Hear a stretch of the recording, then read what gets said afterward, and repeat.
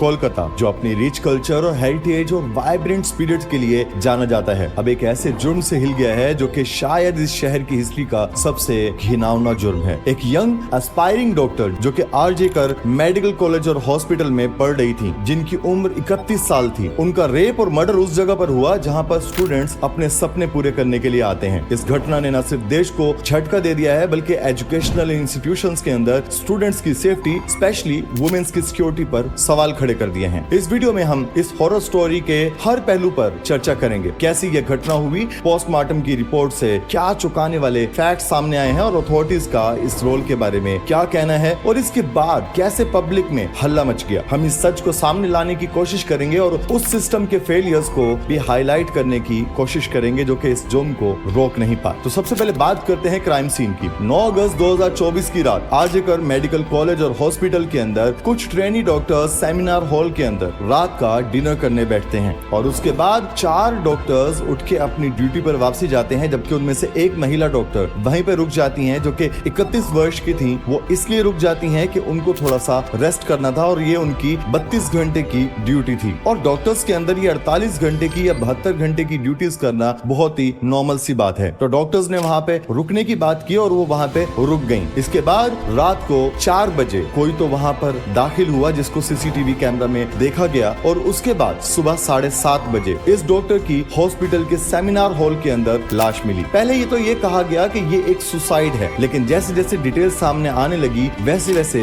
ये साफ होने लगा कि ये कोई एक आम मौत नहीं है। सेमिनार हॉल जो कि डिस्कशंस और लर्निंग्स का प्लेस है, वो एक ऐसे क्राइम सीन में बदल गया जहां एक अनइमेजिनेबल घटना हुई थी। विक्टिम जो कि एक मेहनती स्टूडेंट थी, उनके शरीर पर भयंकर चोट के निशान थे और ये चोटों से ये साबित होता था कि उन पर कितना बदतरीन टॉर्चर किया गया है। पहले तो ये केस सुसाइड का केस कहलाया गया, लेकिन एविडेंस तो कुछ और ही बता रहे थे। सबसे पहले सुबह 7:30 बजे के करीब जब सेमिनार हॉल के अंदर जाके देखा गया तो मालूम पड़ा कि वहां पर एक डॉक्टर की लाश मौजूद है। जब इस डॉक्टर को रिकॉग्नाइज कर लिया गया तो उसके बाद 10 बजे इनके पेरेंट्स को कॉल की गई और कहा गया कि आपकी बच्ची की तबीयत बहुत ज्यादा खराब है, आप जल्दी हॉस्पिटल आइए। लेकिन ठीक उसके 1 घंटे के बाद दोबारा से उनके पेरेंट्स को कॉल करके कहा गया कि आपकी बेटी ने सुसाइड कर लिया है, जबकि ये सुसाइड केस नहीं था। जब उनके पेरेंट्स हॉस्पिटल में पहुंचते हैं तो उनको 3 घंटे तक वेट कराया जाता है और वेट कराने के बाद उनसे कहा जाता है कि केवल आप अंदर जाके एक तस्वीर लेके वापस आ सकते हैं। तो पेरेंट्स ने जब अपनी बच्ची की लाश वहां पर देखी तो वो ऑलमोस्ट न्यूड थी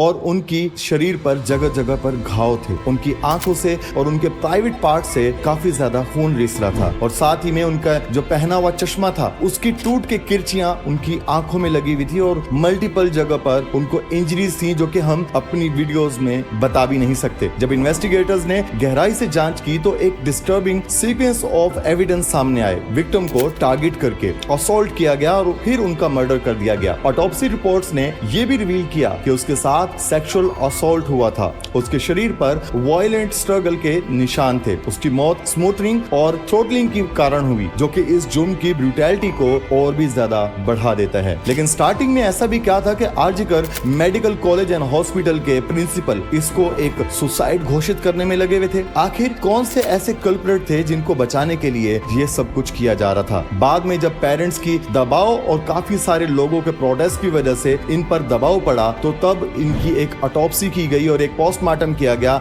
और विक्टिम के पोस्टमार्टम रिपोर्ट ने सबको चौंका दिया। रिपोर्ट ने रिवील किया कि यंग डॉक्टर के शरीर पर 10 चोटों के निशान थे। ये दिखाता है कि उसने अपनी जान बचाने के लिए पूरी कोशिश की थी। उसके सिर पर ब्लंट फोर्स का ट्रॉमा एक निशान मिला, जो कि बताता है कि उन पर किस तरह से वायलेंटली अटैक किया गया था। स्मूथनिंग और थ्रोटलिंग के निशान ये बता रहे थे कि किस तरह से उनका ब्रूटल मर्डर किया गया। सबसे डरावना खुलासा तो सीमन था जो कि विक्टिम की शरीर में पाया गया, जो कि ये बताता है कि ना सिर्फ उनको ब्रूटैलिटी के साथ मारा पीटा गया बल्कि उनका रेप भी किया गया। सीमन की क्वांटिटी ये इंडिकेट करती है कि शायद ये एक गैंग रेप है। जिस प्रकार से उनके शरीर की हड्डियां टूटी हुई थी और या फिर जिस तरह से उनके साथ ये सब कुछ हुआ, जो कि मैं यहाँ पर इस वीडियो में डिस्क्राइब भी नहीं कर पा रहा, मेरे रोंगटे खड़े हो रहे हैं। सोचिए, उससे ये आइडिया लगता है कि किस तरह से उनके साथ एक गैंग रेप किया गया। उनकी आंखों में ग्लास के टुकड़े मिले जो कि ये साबित कर रहे थे कि उन पर बहुत बुरी तरह से टॉर्चर किया गया। ये रिपोर्ट न सिर्फ सेक्सुअल असॉल्ट की तरफ इशारा करती है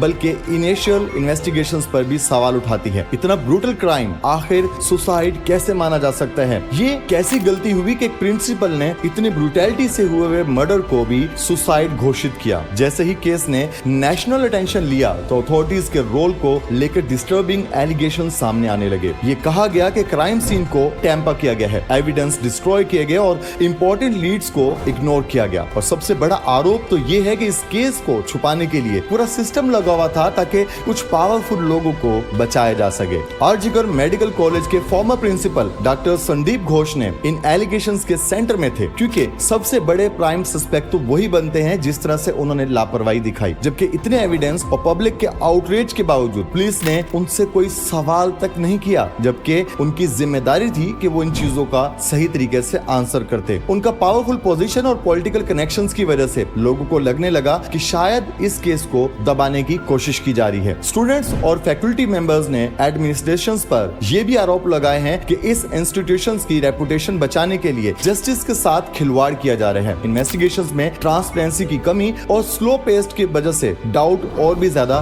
बढ़ रहे हैं। पब्लिक प्रेशर के बाद पुलिस ने पहला अरेस्ट किया संजय रॉय को। ये एक सिविक वॉलंटियर था, उसका पास्ट काफी ज्यादा डार्क है। उसे एविडेंस की मदद से पकड़ा गया और ये एविडेंस एक ब्लूटूथ था, क्योंकि संजय को एक सीसीटीवी फुटेज के अंदर ब्लूटूथ पहने हुए उस सेमिनार हॉल में घुसते हुए देखा गया और वहां पर उस डेड बॉडी के पास से ये ब्लूटूथ भी मिला। जब संजय से पूछा गया कि तुम्हारा ब्लूटूथ कहाँ है तो उसने बोला कि ये खो गया है। और जब उस ब्लूटूथ को ऑन करके फोन का ब्लूटूथ ऑन किया गया संजय का, तो ये आपस में कनेक्ट हो गए, जिससे संजय सस्पेक्ट नंबर 1 बन गए। संजय की 4 शादियां भी हो चुकी हैं जो कि वायलेंस के एलिगेशन के कारण टूटी हैं। लेकिन अरेस्ट के बाद भी लोगों का गुस्सा अभी तक ठंडा नहीं हुआ। बहुत सारे लोगों का कहना था कि रॉय सिर्फ एक स्केपगोट है और असली कल्प्रिट्स तो कोई और ही हैं जो कि आजाद घूम रहे हैं। इसका मतलब है कि वो रेपिस्ट अभी भी आपके या मेरे आसपास कहीं घूम रहे हैं। इन्वेस्टिगेशंस में जो इनकंसिस्टेंसी दिखाई गई है और अरेस्ट को इतना डिले किया गया है और इंपॉर्टेंट लोगों से जो क्वेश्चन करने में लापरवाही की गई है, उसके रीजन की वजह से पब्लिक का भरोसा टूट चुका है। जैसे जैसे रॉय के पास्ट के बारे में मालूम हुआ कि कैसे रॉय एक सिविक वॉलंटियर है, बट वो खुद को एक पुलिस कर्मचारी बताता है और अक्सर वो उस हॉस्पिटल में काफी सारी महिलाओं के साथ बदतमीजी कर चुका है और उसके खिलाफ काफी सारे एलिगेशंस भी हैं, काफी सारी पुलिस कंप्लेंट्स भी हैं, बट उसके खिलाफ आज तक कभी कोई एक्शन लिया नहीं गया। रॉय के खुद के पड़ोसियों का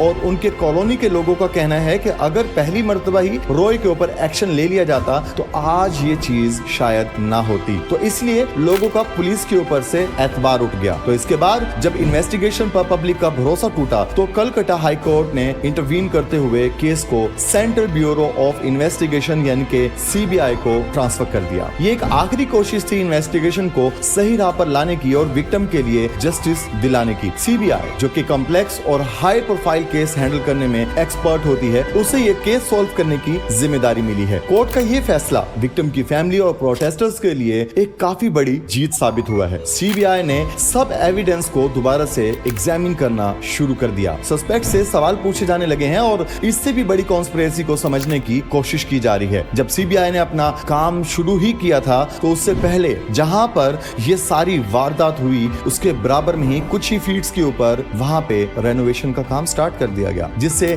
मालूम ये पड़ता है कि सारे एविडेंस को टेम्पर किया गया है या तो फिर डिस्ट्रॉय किया गया है। तो ये सब इन्वेस्टिगेशन को और भी ज्यादा कॉम्प्लिकेट कर सकता है। क्राइम की ब्रूटैलिटी और एलिजेड कवर अप के खिलाफ कोलकाता के देश भर में बड़े बड़े प्रोटेस्ट हुए। स्टूडेंट्स, डॉक्टर और आम सिटीजन भी सड़कों पर उतर आए हैं विक्टिम के लिए जस्टिस की मांग करते हुए और लोगों ने एक अकाउंटेबिलिटी की बात की है जो कि इस क्राइम में इन्वॉल्व हैं। प्रोटेस्ट में we want justice, no more cover ups जैसे स्लोगन्स गूंज रहे हैं, जिसमें पब्लिक अपना गुस्सा और फ्रस्ट्रेशन भी दिखा रही है। प्रोटेस्ट धीरे धीरे वायलेंट बनते जा रहे हैं, जिसमें पुलिस और प्रोटेस्टर्स के बीच में क्लैशेस भी हुए हैं। एडमिनिस्ट्रेशंस ने जब भी इंसिडेंट को डाउन प्ले करने की कोशिश की है और प्रोटेस्ट को चुप कराने की बात की है तो पब्लिक का गुस्सा और भी ज्यादा बढ़ गया। सोशल मीडिया प्लेटफॉर्म्स पर #Justice for Kolkata डॉक्टर जैसे हैशटैग ट्रेंड करने लगे हैं और विक्टिम के लिए स्पॉट मैसेजेस का जैसे एक बाढ़ आ गई हो। पॉलिटिकल लीडर्स ने भी इस केस के अंदर अपना इंटरेस्ट दिखाया है। वेस्ट बंगाल की चीफ मिनिस्टर ममता बनर्जी ने भी डिमांड की है कि लोग इसके अंदर अपनी जिम्मेदारी दिखाएं और उनको जल्द से जल्द सजा दें जो भी इसके अंदर कल्प्रिट हैं। ग्रोइंग पब्लिक प्रेशर्स के बाद अथॉरिटीज ने एक्ट तो तो किया, लेकिन लोगों के मन में ये सवाल है कि क्या ये सच में जस्टिस मिलेगा। जब इन्वेस्टिगेशन सीबीआई के अंडर में हो रही है तो पूरा देश इस चीज का वेट कर रहा है कि क्या सच में जस्टिस मिलेगा। इस केस ने